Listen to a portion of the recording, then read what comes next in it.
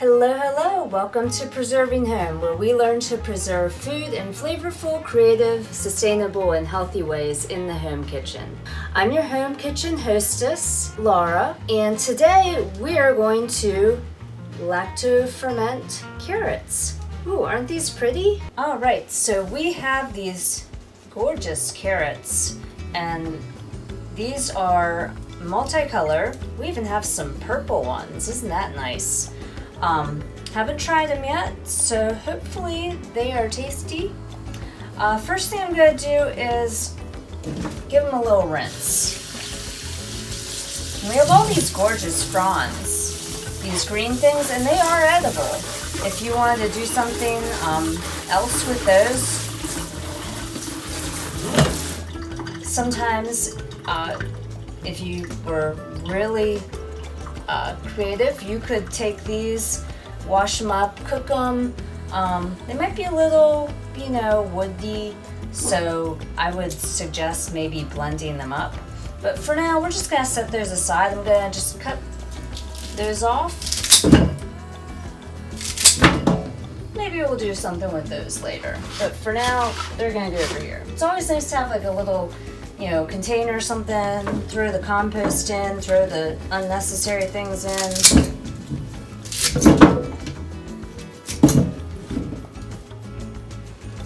All right, and I think we're gonna need at least another bunch.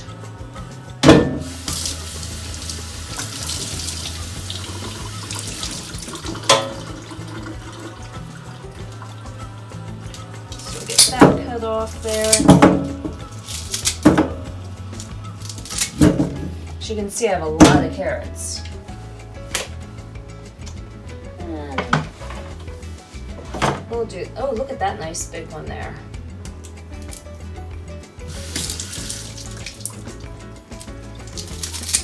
So we're going to do some lacto fermenting today, and that's basically just using the natural microbiomes that are already present on your produce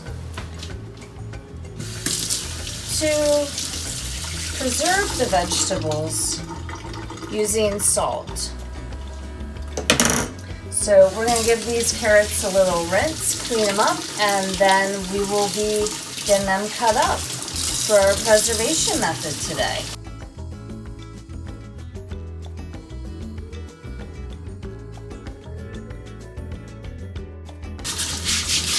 Just going to give them a little scrub.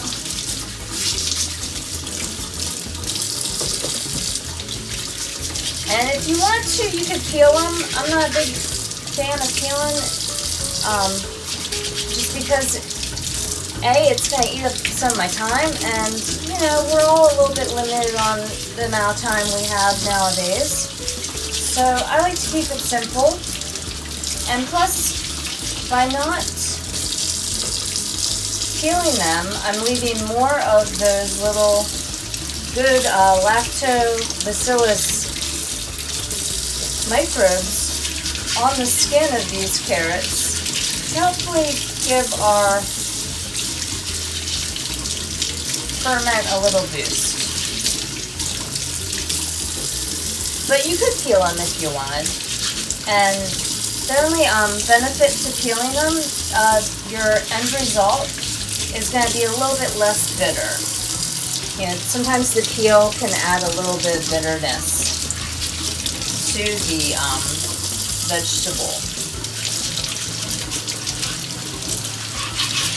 Giving them a little scrub.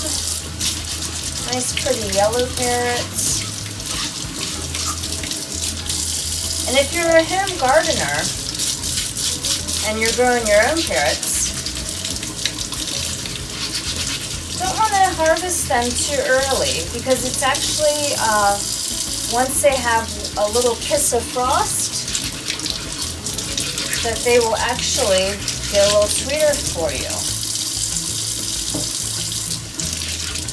So not a bad thing to leave your carrots in a little late in the season.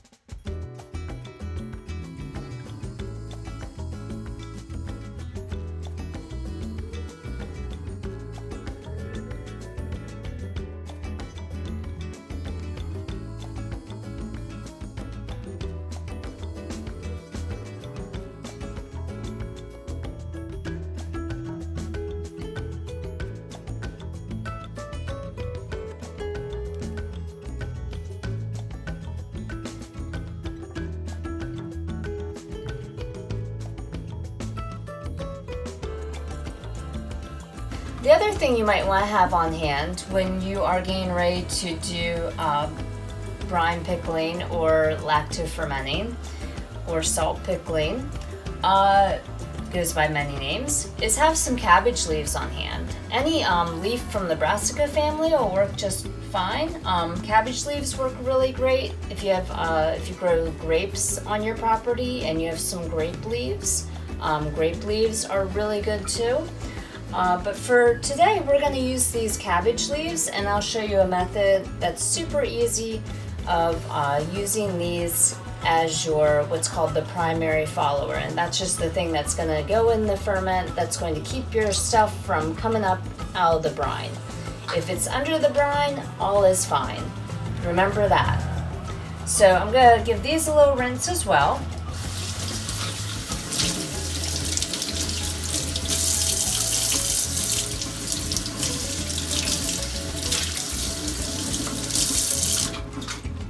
And these little colanders are great.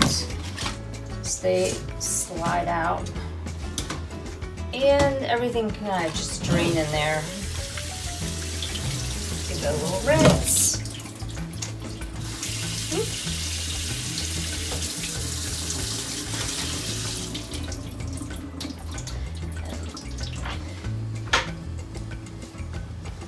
So with anything that you're working with in the kitchen, of course you always want to wash your hands beforehand, make sure everything that you're using is nice and clean. I'm gonna bring my supplies, some of my supplies over here. All right, so next step, gotta cut up these pretty carrots.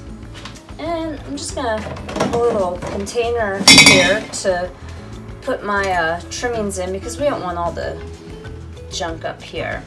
So, ooh, check that out on the inside.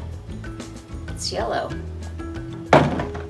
So you can cut these up in multiple ways. You can cut them into sticks. You could shred it and make like a carrot slaw. Or today I'm gonna make little rings. So they'll be nice for finger foods, look real pretty in the jar. So we're gonna go ahead and cut all those up.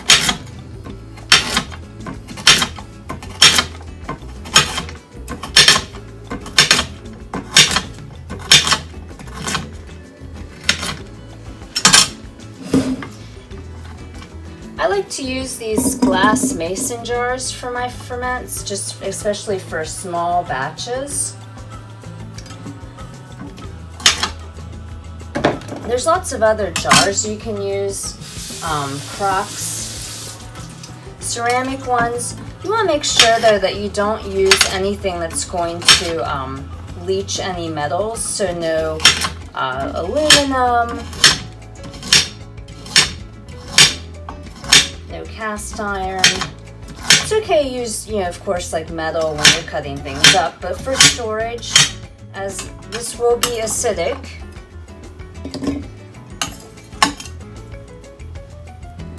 you don't want to use anything that will corrode over time. If we were doing this in like a large batch, I might use food grade buckets. But again, with plastic, that can corrode over time, so you want to make sure it's something that's food grade.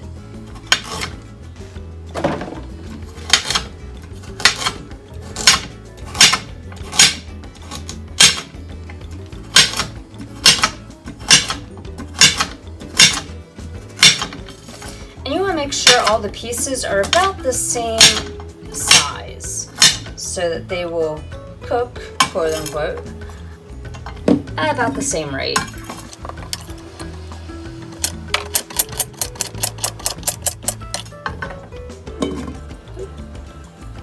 One tried to get away.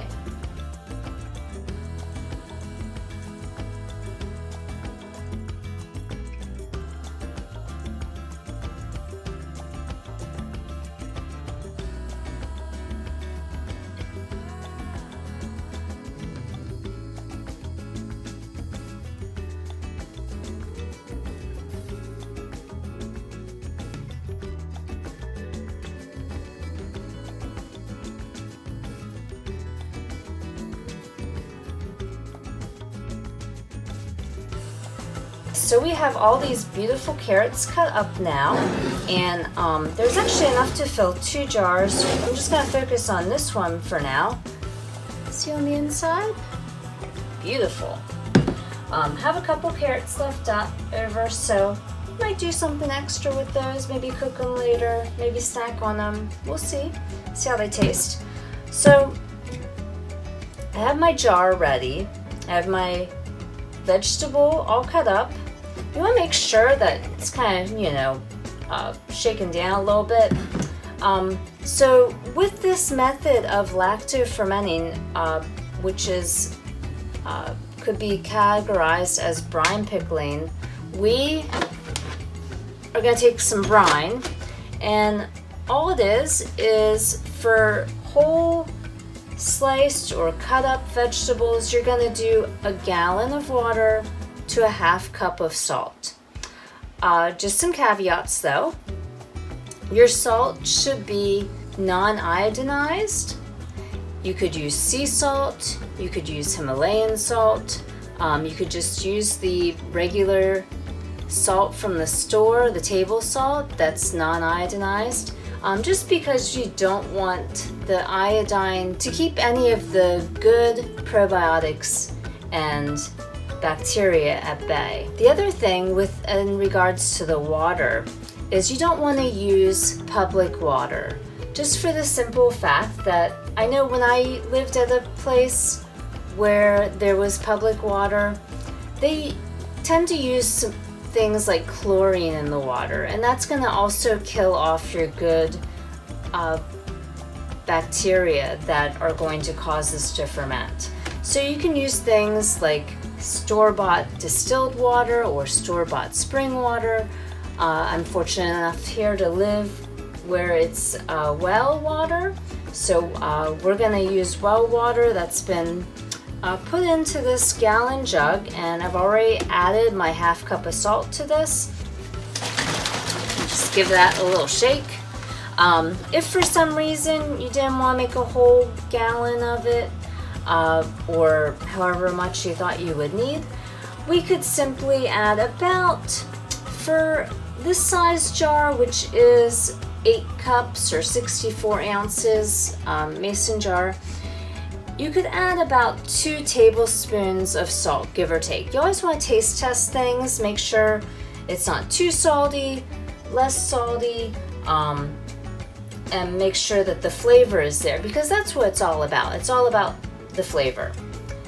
Because if it doesn't taste good, we're not going to want to eat it anyway, right? We've already added salt to this, like I said. Easy peasy, just going to pour that on in there. And as long as everything is covered by the brine, it's going to be just fine. So as you see, as I poured in that brine, things started to kind of float up towards the top. So if they do that, they're gonna go bad because they're out of that brine, which is going to preserve our vegetables. And as you see, I left a little bit of headspace up here up at the top, because the other thing that's going to happen when you are fermenting is things are going to contract and expand. So you don't want to fill this too full. So to keep those vegetables submerged under the brine, we can do a couple different things. We can use these cabbage leaves that I talked about earlier, and you can just simply rip off a piece, and that's gonna, I think, fit real well in there. And now keep everything, you just want to tuck that under the lip of the jar, and that's going to keep all those nice little carrots down underneath the brine water. If we wanted to, we could use what's called a weight, and with these mason jars, a mason-sized jelly jar fits really well into this opening for a wide mouth mason jar.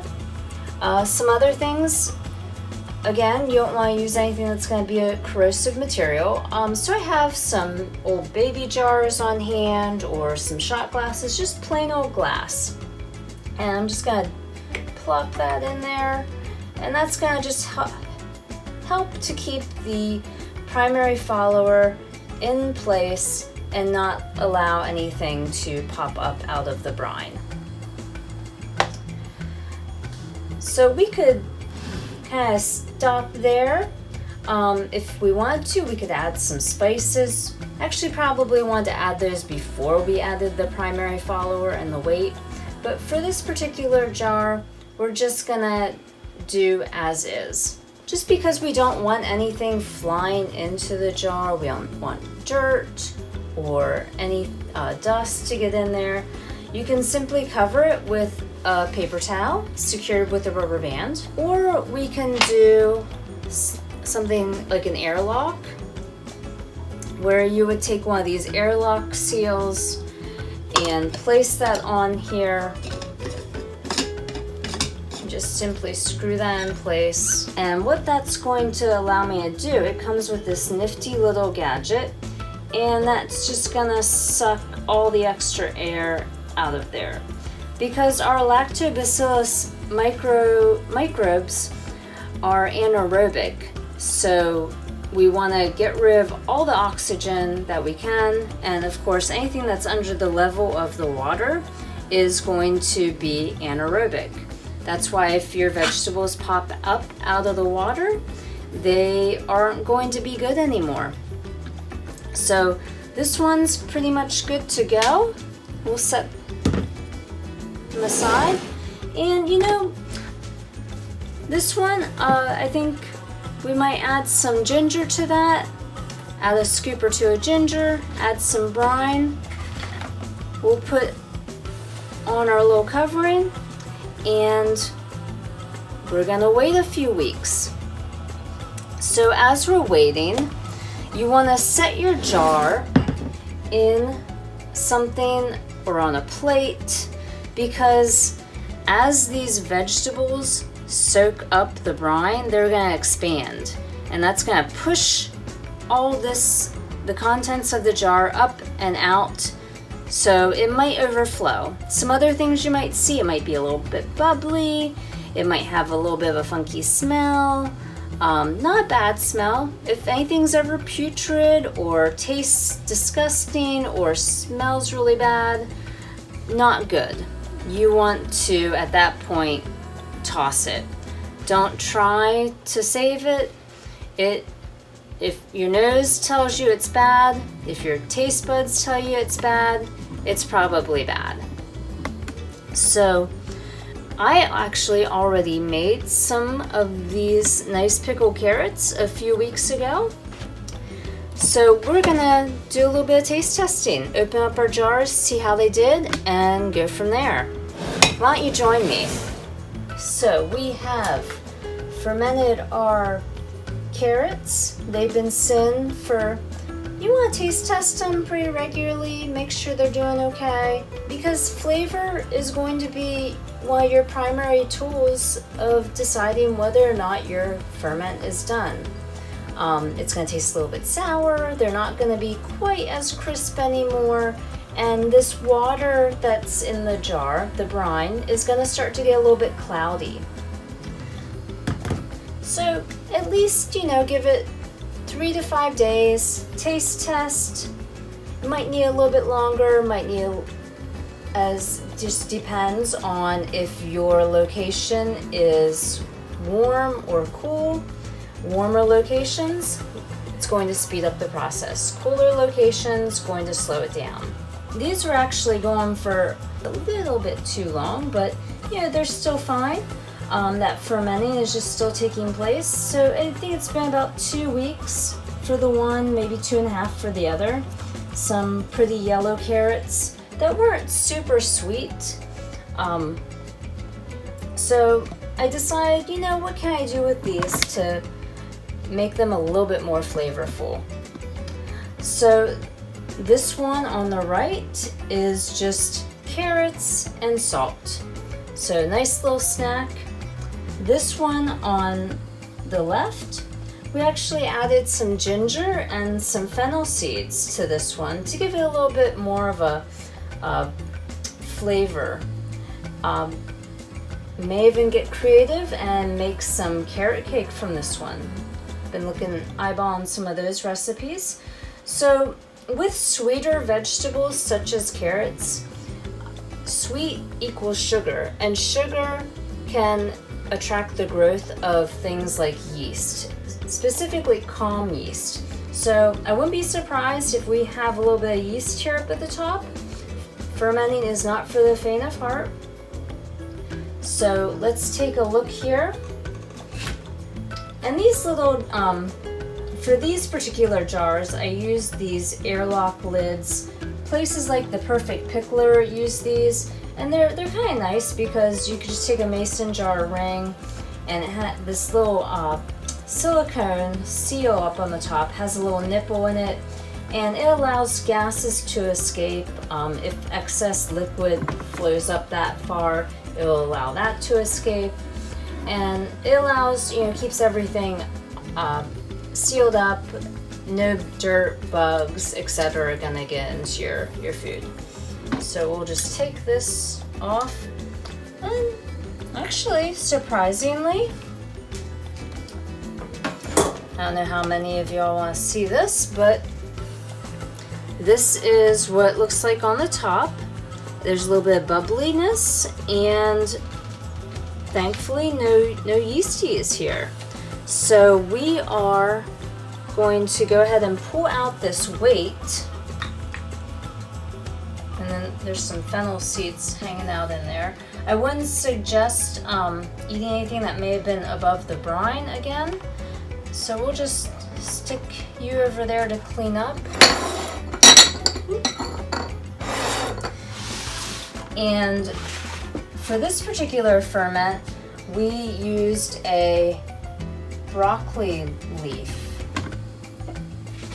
So another member of the brassica family, and that held up really well, kept all those carrots underneath the brine. So we'll toss that in our compost bucket as well. Smells great. Smells like ginger. We'll go ahead and plate some of these carrots. We'll do a little bit of the taste testing then.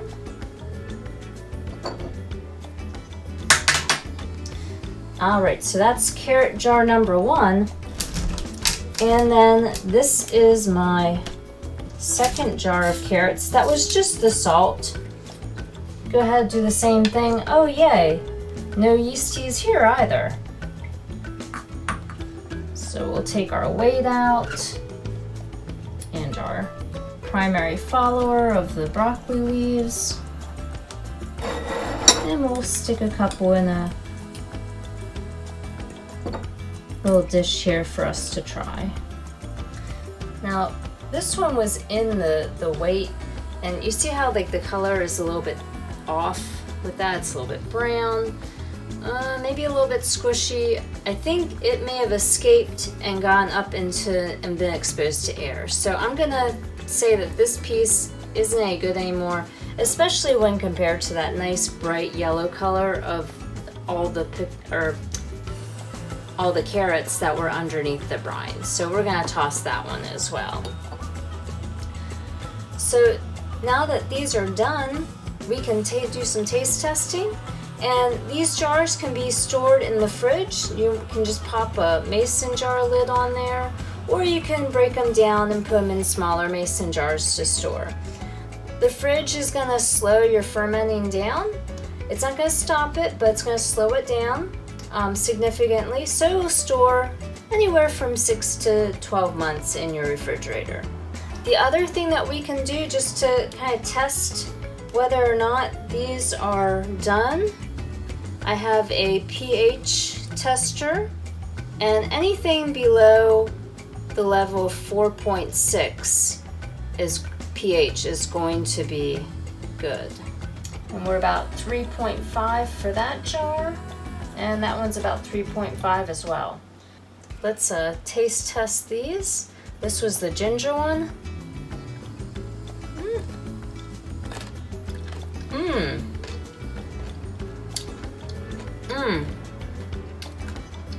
Much better fermented. A little bit of ginger flavor coming through. Delicious.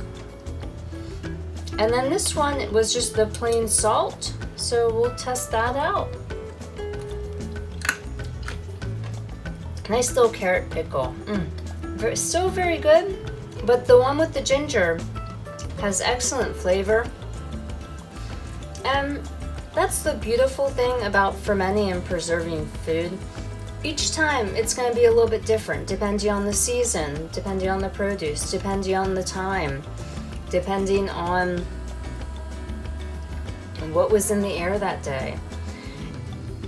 This is just a little thumbprint of the time when it was made, and that's why we are preserving food in our home kitchen to recreate and capture that artisan method of cooking. So thank you for joining us for Preserving Home today.